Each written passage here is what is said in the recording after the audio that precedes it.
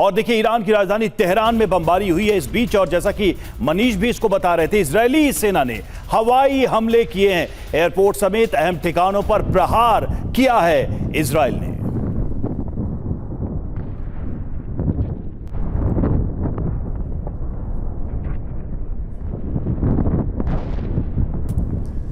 और तेहरान में इजरायल के हवाई हमले जारी हैं। एयर स्ट्राइक की एक और तस्वीर आप तक दिखाएंगे, जहां सेंट्रल तेहरान पर बारूदी प्रहार किया गया है। इजरायली विमानों ने बॉम्ब गिराए हैं। तो तेहरान में सबसे ज्यादा तबाही मचाई जा रही है।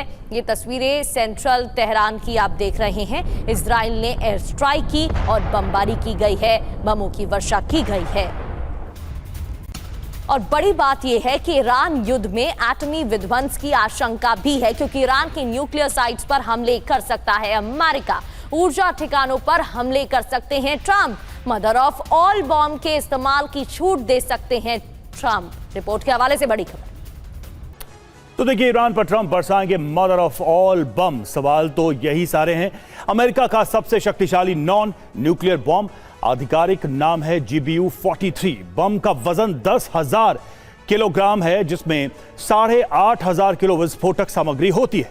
धमाके से 11 टन TNT के बराबर दबाव पैदा होता है। C-130 हरक्यूलिस विमान से इसे गिराया जाता है। तो इस तरीके से आप देखिए बड़े बॉम्ब्स को भी अब इस वॉर में इस्तेमाल करने की तैयारी है।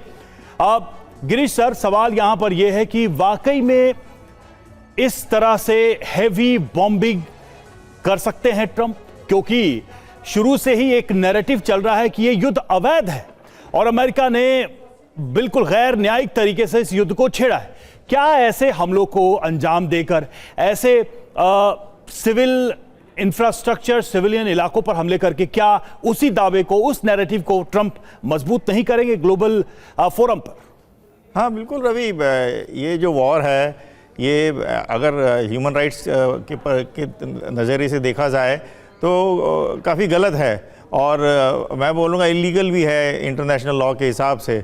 लेकिन ट्रंप साहब, आपने देखा इन चीज़ों को नहीं मानते हैं। कल आपने उनकी प्रेस कॉन्फ्रेंस अगर देखी तो उसमें भी एक जर्नलिस्ट ने उनसे जब ये सवाल किया कि क्या ये जो है ये आपका जो अगर सिविलियन इंफ्रास्ट्रक्चर पे, पुलों पे, बिजली के पावर प्लांट्स पे आप अटैक करेंगे तो क्या ये इंटरनेशनल लॉ के खिलाफ नहीं है? तो ट्रंप साहब ने उसका बड़ा कड़ा सा जवाब दिया, और बल्कि उस जर्नलिस्ट का मजाक भी उड़ाया कि तुम इस एजेंसी से हो, मैं जानता हूँ तुम्हारा जो लॉयल्टी है वो हमारी तरफ नहीं है।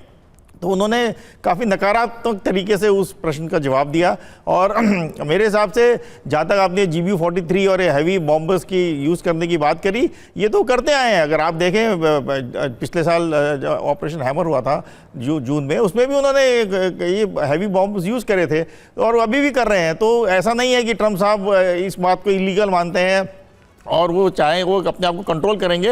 उनके हिसाब से ये जो लड़ाई वो कर रहे हैं कंप्लीटली जायज़ है उनके हिसाब से।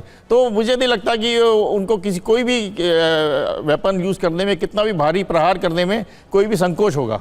बिल्कुल, और उसी तरह से उनके बयान भी सामने आते हैं, जिससे साफ है कि और भी ज्यादा विध्वंसक जंग अब रूप लेती नजर आएगी।